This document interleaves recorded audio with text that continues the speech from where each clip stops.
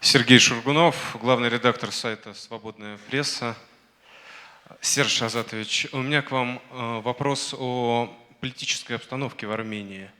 Насколько здесь активны силы, которые так или иначе торпедируют процесс сотрудничества Армении с Россией и выступают против вашей позиции? И радикальное крыло этих сил, насколько оно сегодня в Армении жизнеспособно, потому что есть разные толкования этой ситуации в СМИ.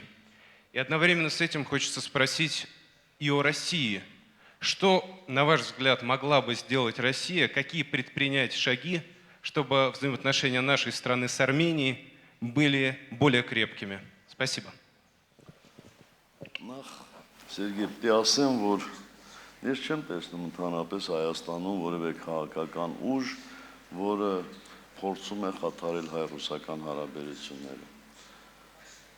Իհարկե կան Հայաստանում քաղաքական ուժեր, ովքեր համոզված են, որ Հայաստանի ազատ առևտրի պայմանագրի ստորագրումը Հայաստանի կողմից Հայաստանի համար փրկություն է։ Կան Հայաստանում քաղաքական ուժեր, ովքեր մտածում են, որ արևմուտքը կարող է ավելի լավ, բաղկացիչ մաս հատկացնել մեր անվտանգությանը։ Հայաստանում կան քաղաքական ուժեր, ովքեր համարում են, որ ՆԱՏՕ-ի անդամակցումը Հայաստանի համար շատ կարևոր խնդիր է, հնարավոր է եւ դա կապահովի ամբողջովին Հայաստանի անվտանգությունը եւ այսպես շարունակ։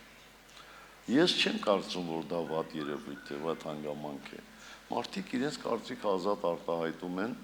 դրա համար որևէ հետապնդումների չեն ենթարկվում, ցույցերի հնարավորություն են անկաշկանդ ստանում, անկաշկանդ իրենց մտքերը զետեղում են լրատվության էջերում եւ էկրաններին, բայց այդ ուժերից, ինչպես դուք եք ասում, ծայրահեղները Հայաստանում մեծ աջակցություն չունեն եւ դրա համար պետք չի հատուկ ուսումնասիրություններ անցկացնել, որովհետեւ երբ որ մենք անդամակցեցինք Եվրասիական տնտեսական միությանը, առավել եւս երբ որ այդ մասին մենք որոշում կայացրեցինք եւ հայտարարություն տարածեցինք, որոշ մարդիկ փորձեցին մարդկանց հրավիրել փողոց, բայց որևէ հաջողություն նրանք չունեցան։ Դեք որևէ մեկը չի կարող ժխտել ասել, որ Եվրոպայում լավ բաներ չկան։ Եվ որևէ մեկն չի կարող ասել, որ այդ լավ բաները քիչ են։ Ուստի ես տենց պայքար չեմ տեսնում։ Պրոբլեմը ծայրահեղության մեջ է։ Ցանկացած բանի ծայրահեղություն շատ վատ է։ Ինչ վերաբերում է հայ-ռուսական հարաբերություններին, ապա պետք է ասեմ, որ մենք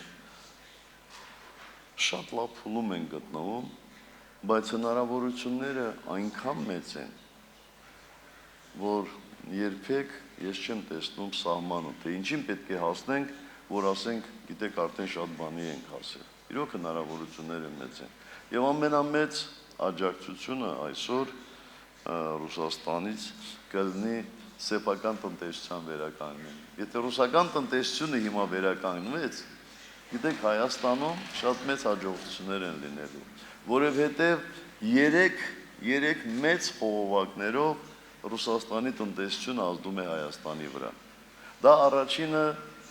մասնավոր հատվածի կողմից Հայաստան ուղարկվող դրամական միջոցներն են։ Ինչպես ասեցի ես իմ ելույթում, գրեթե 2 միլիոն հայ է բնակվում Ռուսաստանում եւ այդ մարդիկ այստեղ ունեն հարազատներ եւ տարեկան հսկայական գումարներ են ուղարկում։ Ոչ միայն Ռուսաստանից, այլ նաեւ ամբողջ աշխարհից այդ մասնավոր միջոցները կազմում է մեր համախառն ներքին արդյունքի 20-22%, դա հսկայական մի թիվ է։ Եվ հիմա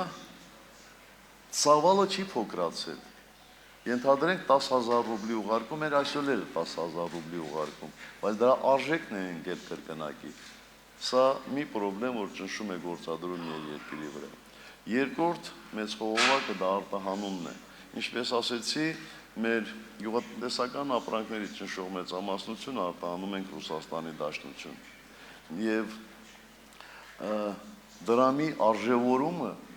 ռուբլու նկատմամբ գրեթե 50%, հա, եթե հիշողությունս չի դավաճանում, կամ հակառակը ռուսական ռուբլու արժեզրկումը մեր դրամի նկատմամբ ստեղծեց անհավասար այսպես տնտեսական հնարավորություններ եւ հիմա այդ արտահանումը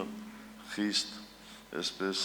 դժվարությունների է հանդիպել։ Եվ երրորդ մեծ խողովակը դրանք ներդրումներն են, կապիտալ ներդրումները, որ Ռուսաստանից ինչպես ազգությամբ հայ, այնպես է ռուսական ընկերությունների կողմից ներդրումներ էին կատարում Հայաստանում եւ հիմա ցավոք սրտի այդ տնտեսական վիճակը հնարավորությունները սահմանափակում է։ Բայց ես մեծ համոզմունք ունեմ, որ դրանք բոլորը ժամանակավոր երևույթներ են, իսկ ժողովուրդների պետությունների կյանքում միշտ էլ դժվարություններ լինում են։ Ես չեմ հիշում մի ժամանակահատված գոնե Հայաստանի Հանրապետության ղեկավար մարմիններում իմ աշխատելու, իսկ ես աշխատում եմ Հայաստանի Հանրապետության ղեկավար մարմիններում 93 թվականից Ղարաբաղը չհաշված, հա, արդեն 22 տարի։ Ես չեմ հիշում մի ժամանակահատված, մի ամիս, երկու ամիս կամ 3 ամիս, երբ որ մենք մեծ դժվարությունների չէինք հանդիպում։ Կյանքը այդպեսին է, դրա համար երիտասարդ պետություններ ենք, դրա համար նոր ձևավորվող ժողովրդավարություն ենք, դրա համար էլ խնդիրներ ունենում ենք։